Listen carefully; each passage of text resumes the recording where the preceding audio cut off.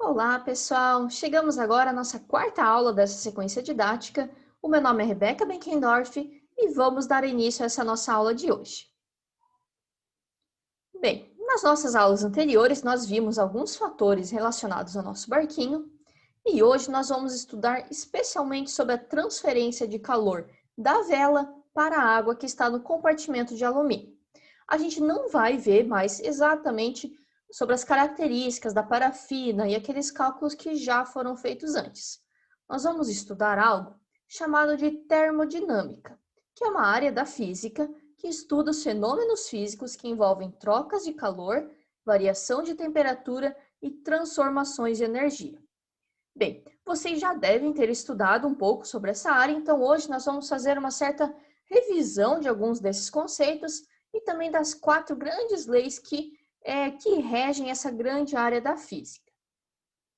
Bem, a primeira lei da termodinâmica diz que a variação da energia interna de um sistema termodinâmico é medida pela diferença entre a quantidade de calor por ele absorvido e a quantidade de trabalho por ele ou sobre ele realizado.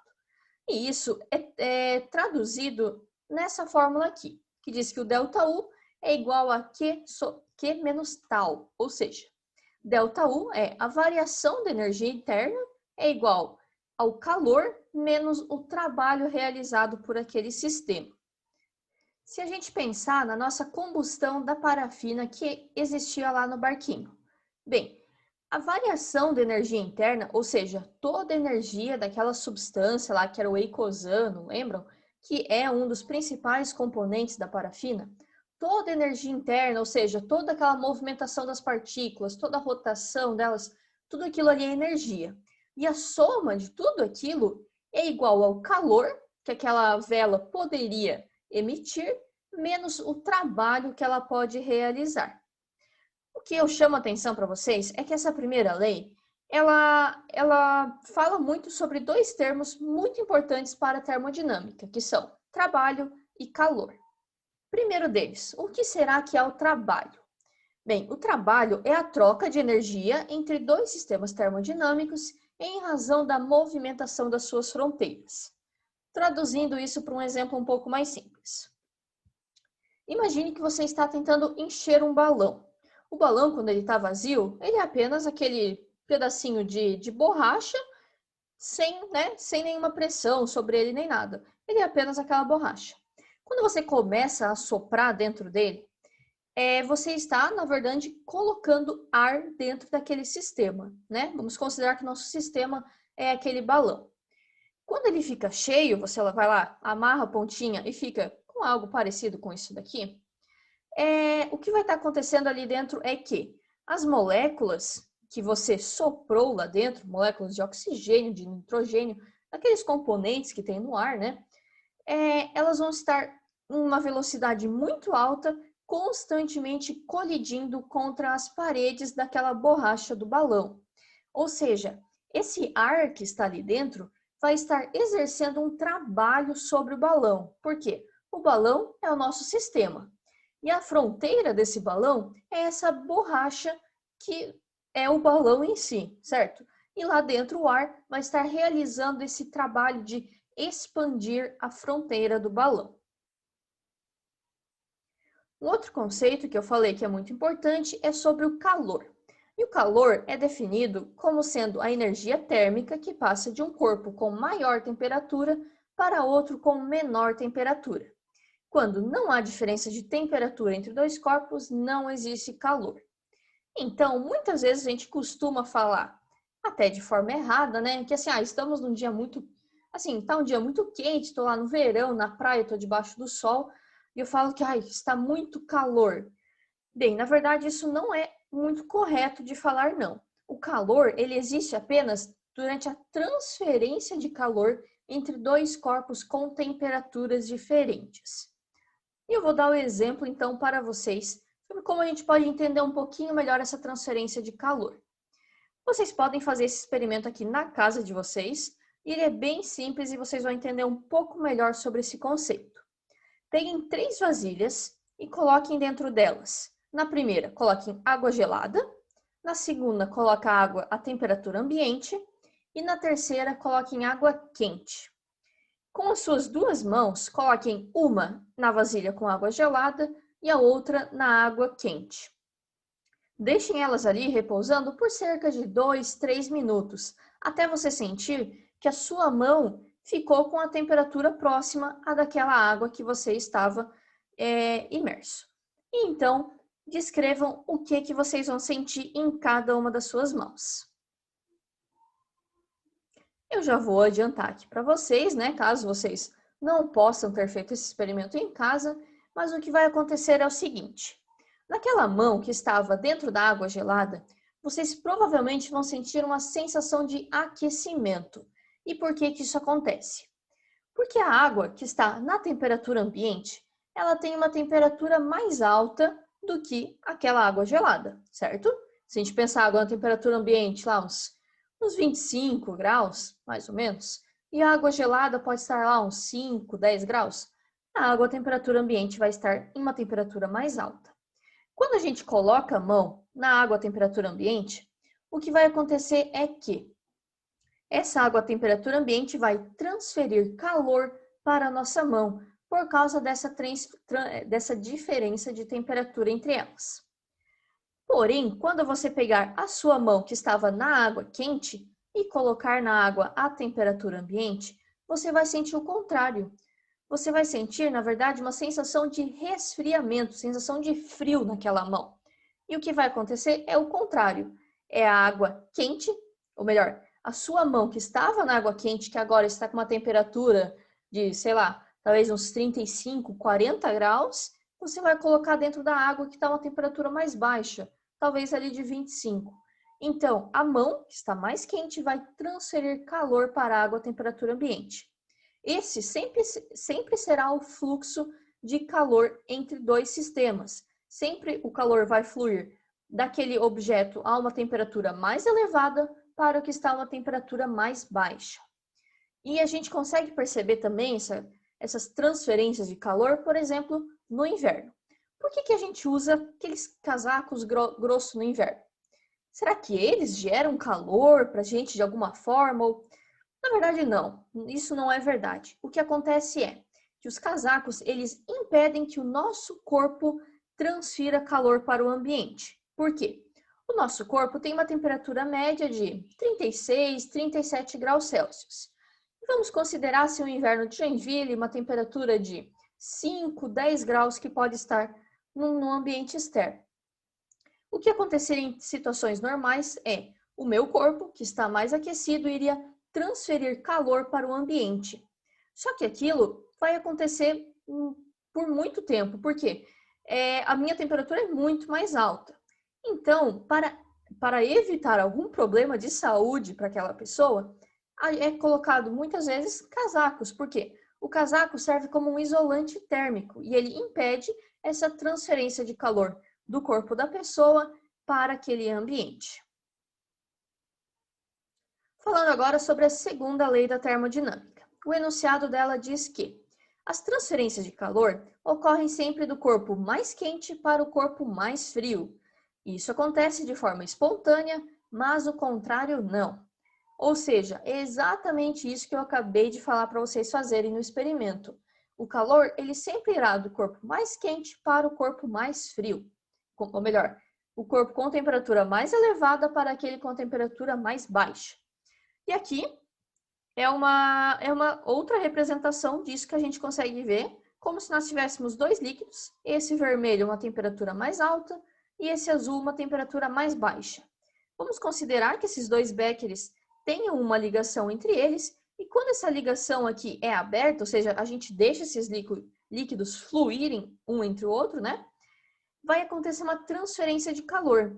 E não vai ser o frio que vai estar passando para o quente. Não, esse fluxo nunca vai acontecer porque ele não é espontâneo. Ou seja, o normal, a natureza é que o quente flua para o frio. Essa transferência de calor aconteça nesse sentido. Já a terceira lei da termodinâmica diz que não há como um corpo atingir a temperatura do zero absoluto. Bem, o que isso significa? O que é esse zero absoluto? eu trouxe esse GIF aqui com 3 imagens. Nessa primeira aqui, nós temos no termômetro, né, uma temperatura mais alta. E a gente consegue perceber? Bom, primeiro, vamos considerar que cada uma dessas bolinhas aqui é uma molécula, tá bom? Pode até pensar numa molécula de água para ser um pouquinho mais fácil. Pensa na água muito aquecida. As moléculas dela vão estar em uma agitação muito mais forte, elas vão estar muito mais movimentadas lá dentro daquele sistema. Quando a gente diminui um pouco aquela temperatura, as moléculas terão uma movimentação intermediária, por assim dizer. E quando a gente diminui mais ainda, essas moléculas vão reduzindo ainda mais o seu movimento. E qual que é a aplicação disso, né? Qual que é o sentido disso com essa lei da termodinâmica? Tentem extrapolar esse sistema aqui para uma temperatura muito mais baixa. Uma temperatura de menos 273 graus Celsius, que é o equivalente ao zero absoluto, que é a temperatura do 0 graus Kelvin. O que aconteceria? A gente está percebendo aqui por esse GIF que as moléculas vão se agitando cada vez menos. E na teoria, na temperatura do zero absoluto, essas moléculas não teriam movimentação. Elas não iriam se deslocar, elas não teriam rotação, não teriam nenhuma vibração. Elas estariam completamente paradas. Isso seria uma temperatura válida para todas as moléculas. Todas as moléculas que você pode imaginar na temperatura do zero absoluto não têm movimentação alguma. Porém, essa é uma temperatura apenas teórica. Por quê? Ela nunca foi atingida na prática porque as moléculas sempre estarão em movimento. Por menor movimento que seja esse, elas nunca estarão paradas. Se a gente pensa, né? Já que a gente está falando da água, pense em um cubinho de gelo. Se a gente olha para ele lá congelado, ele parece completamente sólido, completamente estático. Porém, isso não é verdade. Se nós conseguíssemos enxergar muito próximos como está o comportamento daquelas moléculas, a gente veria algo semelhante a isso daqui. As moléculas estariam, sim, muito próximas, mas elas ainda assim teriam movimento entre elas. Apesar de, no nível macroscópico, parecer parado, a microscópico isso não é válido. E por último, nós temos a lei zero da termodinâmica. E essa lei diz que todos os corpos trocam calor entre si até que se atinja a condição de equilíbrio térmico. Bem, essa aqui é uma outra imagem que a gente consegue exemplificar o que diz essa lei. Imaginem dois objetos separados. Esse primeiro vermelho está a uma temperatura bem alta e esse objeto azul está a uma temperatura bem baixa. O que vai acontecer assim que a gente juntar eles? Como a gente já viu, vai acontecer uma transferência de calor do corpo à temperatura mais alta para o que tem uma temperatura mais baixa. Depois de um tempo, o que vai acontecer é que vai existir um equilíbrio térmico, ou seja, os dois corpos terão a mesma temperatura. Todo aquele calor que poderia ser transferido será transferido e não existirá mais troca de calor. Eles terão uma temperatura igual. E por último, também temos a descrição de alguns sistemas termodinâmicos. O que é isso? Se a gente pensar, existem os sistemas abertos, fechados ou isolados. O sistema aberto é aquele em que ocorrem transferências de calor e de massa. O sistema fechado é aquele que transfere calor para o meio ambiente, porém não transfere massa. E o sistema isolado é aquele que não transfere nem massa, nem calor. Por exemplo, o nosso barquinho a vapor que foi construído. Aquele barquinho é um sistema aberto, completamente aberto. Por quê? Primeiro vamos olhar para a massa. Quando é feita a combustão da parafina, a gente viu lá pela reação que os produtos dessa reação são dióxido de carbono e água. Esses dois compostos, eles saem na forma de vapor e quando a gente pensa ali no barquinho flutuando, esse vapor é perdido completamente, ele não é aproveitado. Realmente, por causa do aquecimento, ele aquece a água, tá? Ele tem essa função, mas depois disso ele se dissipa para o ar. Então, a gente tem sim uma transferência de massa, que é esse vapor do dióxido de carbono e da água. E já com relação ao calor, também há sim uma perda de calor para o ambiente. Depois eu vou falar um pouquinho melhor sobre isso, mas quando a gente acende a vela, ela é com o objetivo de aquecer a água que está sobre ela. Porém, aquele calor também é transmitido para o ar que está à sua volta. Bem, mas como é que todos esses conhecimentos que eu comentei com vocês, como é que isso se aplica no nosso barco? O que isso tem a ver com esse barco que vocês construíram? Bem, vamos olhar agora para cada uma das leis, esses conceitos principais, o que isso se aplica.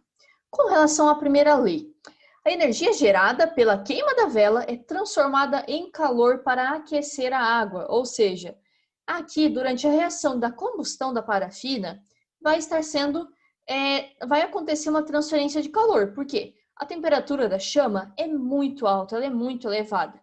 E todo o ambiente aqui fora, o ar que está em volta daquela chama, a placa de alumínio e a água que está lá dentro estão em uma temperatura menor.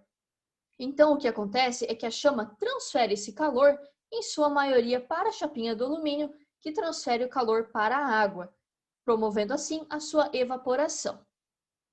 Com relação à segunda lei, o vapor transfere energia para a água e condensa-se, ou seja, depois de evaporar a água aqui em cima, o vapor desce e chegando aqui embaixo na saída do canudinho, ele entra em contato com a água, que está numa temperatura muito mais baixa. Então, o vapor, que está muito mais aquecido, está com as moléculas muito mais agitadas, vai acabar transferindo parte da sua energia na forma de calor para a água, na água que está numa temperatura mais baixa. E o que acontece?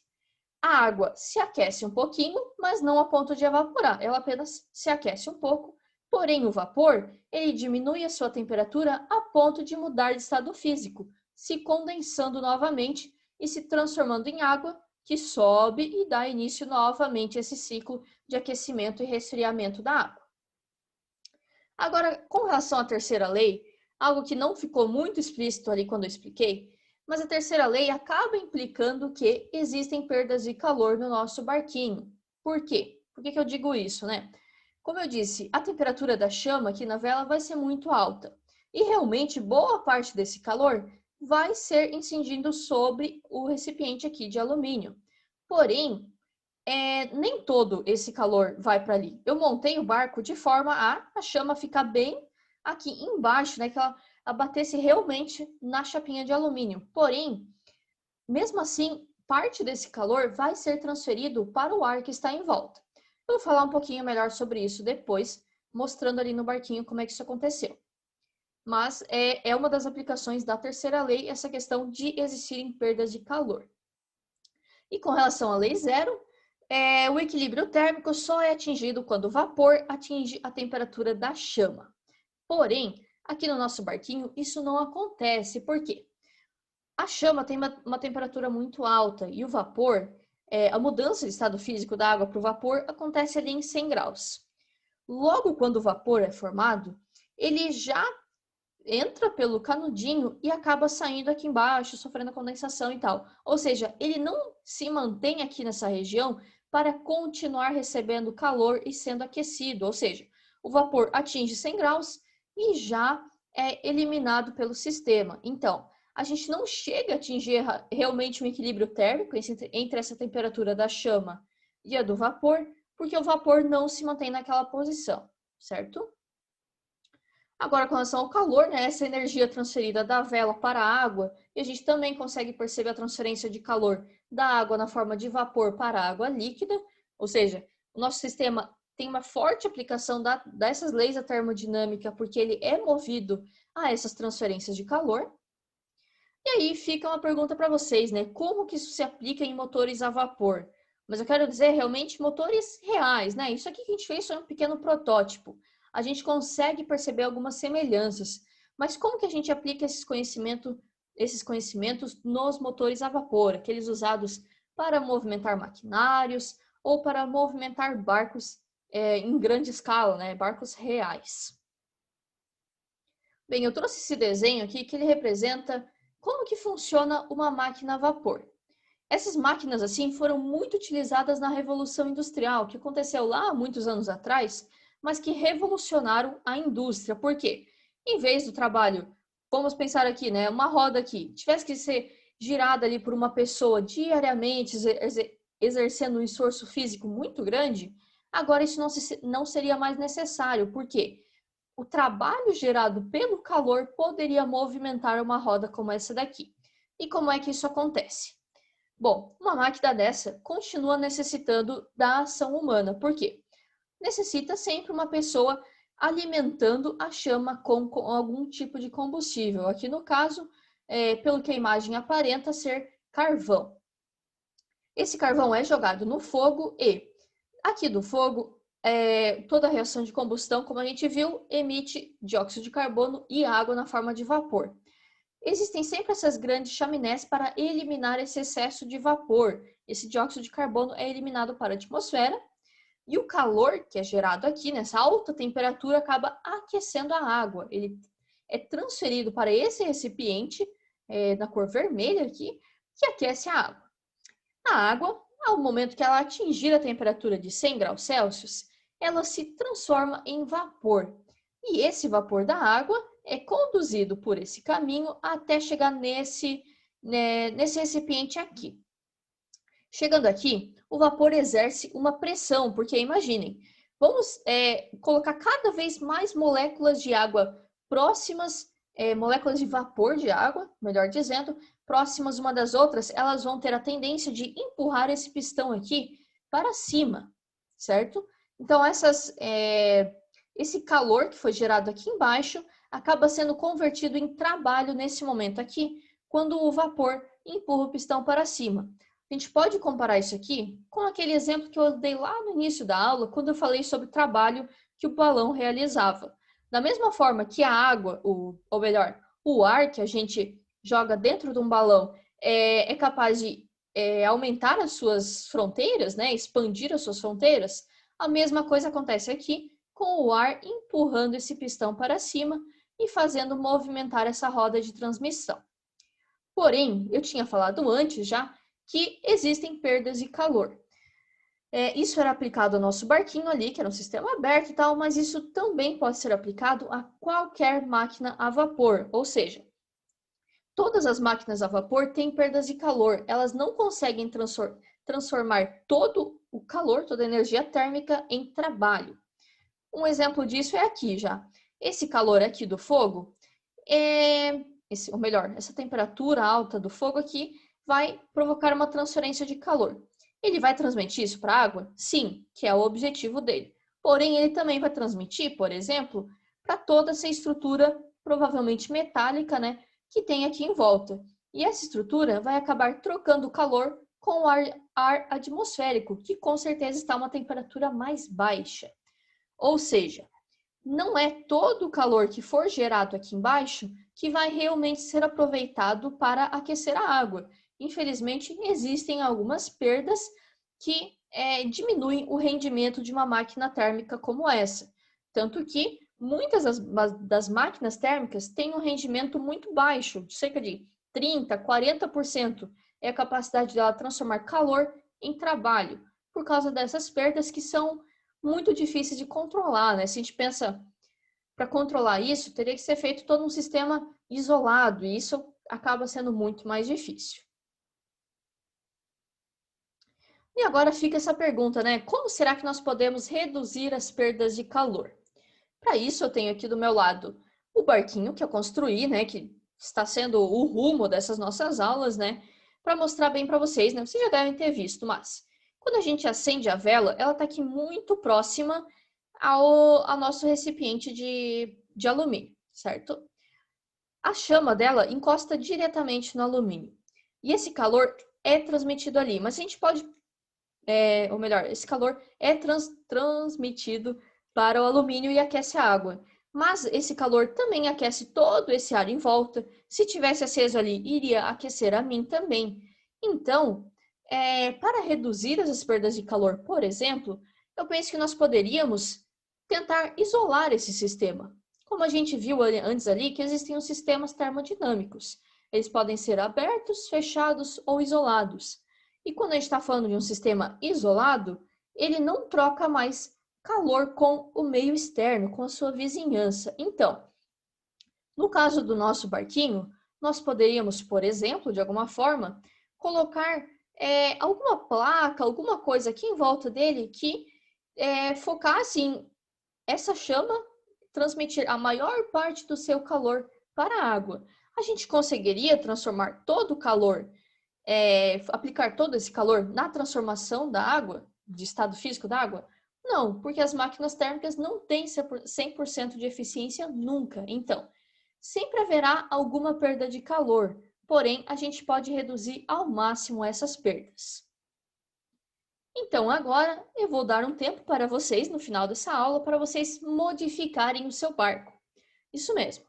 Ao longo de todas essas aulas, nós vimos diversos problemas associados ao nosso barquinho que foi construído. Ele tem uma baixa autonomia, ele anda numa velocidade muito lenta, ele tem muitas perdas de calor, como eu acabei de mostrar para vocês.